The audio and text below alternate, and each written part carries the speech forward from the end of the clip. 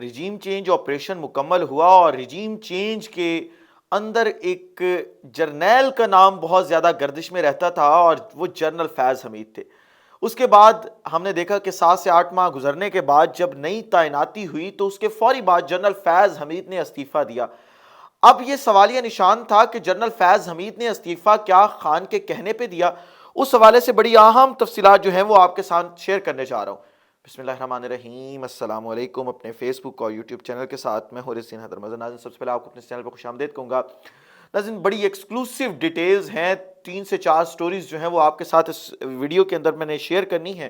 آخر تک ویڈیو دیکھنا مت بھولیے گا کیونکہ بڑی اہم تفصیلات ہیں جو آپ کے ساتھ شیئر کرنے جا رہا ہوں۔ سب سے پہلے ویڈیو کا آغاز جو ہے وہ کر لیتے ہیں جنرل فیض کے حوالے سے۔ اور آپ کو پتہ ہے کہ جنرل فیض وہ جرنیل تھے جن کی پاپولیرٹی سے ان کے شاید ساتھ کام کرنے والے لوگ جو تھے وہ بھی جیلس فیل کرتے تھے، کیونکہ جنرل فیض کو اس قوم نے آپ یہ کہہ لیں کہ اتنی عزت دی، اتنا پیار دیا کہ اس کی ماضی کے اندر کوئی نظیر نہیں ملتی۔ میں نے اگر D G I S I کے طور پہ کام کرتے کچھ لوگوں کو دیکھا ہے تو ان سے پہلے حمید گل صاحب تھے جنہیں پاکستانی قوم نے واقعی پیار دیا تھا، ان کا نام کا ڈنکا بجتا تھا، آج تک لوگ ان کی باتیں کوٹ کرتے ہیں۔ دوسرے جنرل فیض حمید تھے اور ان کے حوالے سے بھی یہی تھا، لوگ اپنی ڈی پیز پہ لگاتے تھے اسٹیٹس، ایچ اینڈ ایوری تھنگ، ہر جگہ ہمیں جنرل فیض حمید جو ہے وہ دکھائی دیتے تھے۔ اور اس وقت تک وہ ریٹائر ہو چکے ہیں، لیکن ان کا پاپولیرٹی کا لیول یہ ہے کہ فیس بک اور یوٹیوب کے اوپر یا گوگل آپ دیکھ لیں تو پاکستان کی سب سے زیادہ سرچ کی جانے والی جو شخصیات ہیں جن کے بارے میں لوگ کیوریس ہوتے ہیں کہ ان کے بارے میں کوئی خبر ملے، وہ کیا کر رہے ہیں، کس حال میں ہیں، انہوں نے یہ کام کیوں کیا، تو وہ جنرل فیض حمید ان میں سے ایک ہے۔ اب جنرل فیض حمید کے استعفے کو لے کے بڑی قیاس آرائیاں کی گئیں کہ جنرل فیض حمید نے استعفیٰ کیوں دیا۔ کچھ ہلکے یہ کہتے سنائی دیتے تھے کہ جی جنرل فیض حمید نے جو استعفیٰ دیا تھا وہ شاید عمران خان کے کہنے پہ استعفیٰ دیا تھا، تو اب جو ہے وہ پورے کا پوری جو گتھی ہے وہ سلجھ گئی ہے اور پتہ چل چکا ہے کہ کیا آیا واقعی عمران خان کے کہنے پہ جنرل فیض نے استعفیٰ دیا تھا۔ تو عمران خان صاحب نے بیان دیا ہے، عمران خان صاحب یہ ہم نیوز اردو جو ہے اس نے سٹوری بریک کیا ہے، انہوں نے کہا جی کہ عمران خان صاحب کا کہنا ہے کہ جنرل فیض حمید نے جو ریٹائرمنٹ لی تھی وہ ان کا اپنا فیصلہ ہے، میں اس کے حوالے سے کچھ نہیں کہہ سکتا اور نہ ہی میں ان کے ریٹائرمنٹ کے اوپر کوئی کمنٹس دینا چاہتا ہوں کبھی بھی۔ تو پتہ یہ چلا کہ جو لوگ یہ دعویٰ کرتے تھے شاید کبھی نہ کبھی کہ جنرل فیض حمید نے جو استعفیٰ ہے وہ عمران خان کے کہنے پہ دیا ہے، تو وہ ٹوٹل سراسر غلط سٹوری ہے۔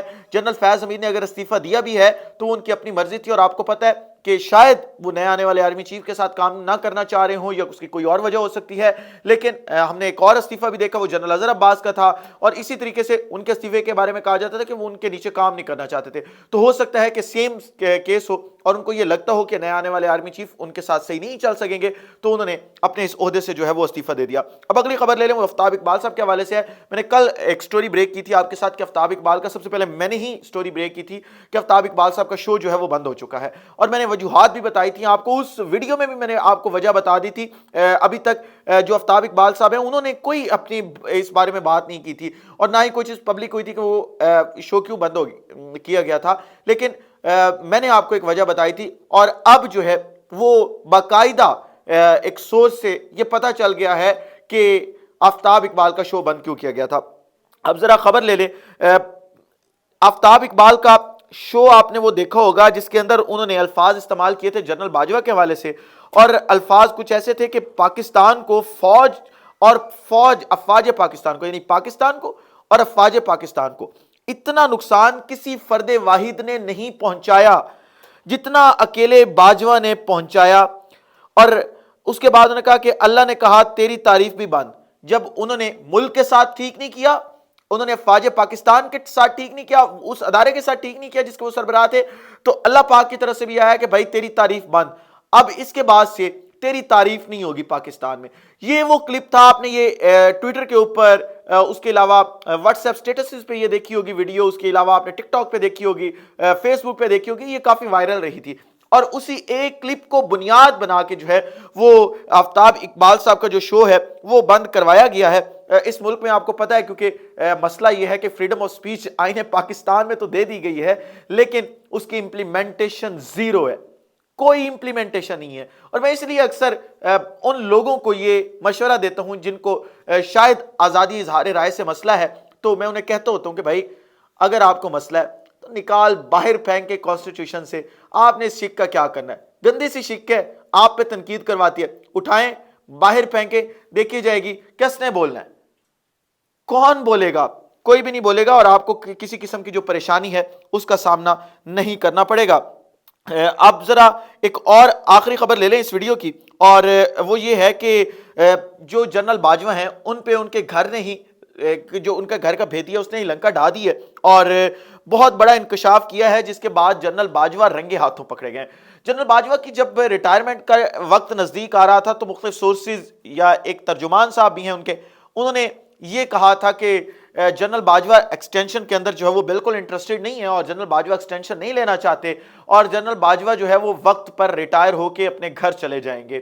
اب حامد میر اس ریجیم چینج آپریشن کے بعد یا جب سے یہ شروع ہوا, ان کے گھر کا ہی ایک فرض سمجھا جاتا ہے, ان لوگوں کے گھر کا جو اس پوری ایکٹیویٹی کے اندر انوالو تھے, خاص طور پہ یہ امپورٹڈ اور نااہل ٹولہ جو بیٹھا ہے, ان کے گھر کا ایک فرض سمجھا جاتا ہے. اور آپ کو پتہ ہے کہ ریجیم چینج آپریشن کے ایک کردار حامد میر بھی ہے, کیونکہ اس وقت جب پیٹرول عالمی منڈی میں مہنگا تھا, پاکستان میں سستا بک رہا تھا, تب بھی اس شخص کو مہنگائی سے مسئلہ تھا. یہ کہتا تھا شباز شریف آئے گا دودھ کی نہریں بہنے شروع ہو جائیں گی. اب انہیں وہ مہنگائی نظر نہیں آ رہی, اب وہ گنڈے پیاز کی قیمتیں نظر نہیں آ رہی, اب یہ ان قیمتوں سے بھی بھاگ رہے ہیں. تو وہ کردار جو اس پوری ایکٹیویٹی کے اندر انوالو تھا وہ بیان دے رہا ہے کہ جو جنرل باجوہ تھے, جو سابق آرمی چیف ہیں ہمارے ملک کے, وہ اپنی دوسری ایکسٹینشن کے لیے سرگرم تھے. اور یہ خبر کون دے رہا ہے؟ ہمارے ایک دوست ہے مغیث علی, انہوں نے یہ خبر بریک کیا. انہوں نے کہا ہے کہ جی جنرل حامد میر نے یہ بیان دیا ہے کہ جنرل ریٹائرڈ قمر جاوید باجوہ دوسری مرتبہ ایکسٹینشن کے لیے سرگرم تھے. یہ میں آپ کے سامنے یہ ٹویٹ رکھ رہا ہوں, بلکہ یہاں پہ آپ کو شاید صحیح نظر نہ آئے, تو یہ انہوں نے خبر بریک کی ہے. خیر جو کچھ ہونا تھا اس ملک کے اندر وہ ہو گیا. شاید وہ ایکسٹینشن لینا چاہتے ہو, شاید مبینہ طور پہ میں یہ کہہ رہا ہوں کیونکہ مغیث علی کی خبر ہے, حامد میر کا بیان ہے, تو مبینہ طور پہ اگر وہ ایکسٹینشن لینا چاہتے تھے اور انہیں یہ لگتا تھا کہ خان ایکسٹینشن نہیں دے گا, اور انہوں نے اگر ریجیم چینج آپریشن کیا تو ملک جس نہج پہ پہنچ چکا ہے اس کی ذمہ داری کون لے گا؟ میں ہمیشہ یہ سوال کرتا ہوں کہ پچھلے 8 ماہ میں جو کچھ اس ملک کے ساتھ ہوا ہے, میں اگر ایک لفظ استعمال کروں گا نا, اجتماعی زیادتی. اخبار میں آپ اکثر خبر پڑھتے ہوں گے کہ کسی لڑکی کے ساتھ, کسی بچے کے ساتھ, کسی کے ساتھ اجتماعی زیادتی ہو گئی. ہمارے وطن عزیز پاکستان کے ساتھ بھی شاید اجتماعی زیادتی ہوئی ہے پچھلے 8 ماہ کے اندر.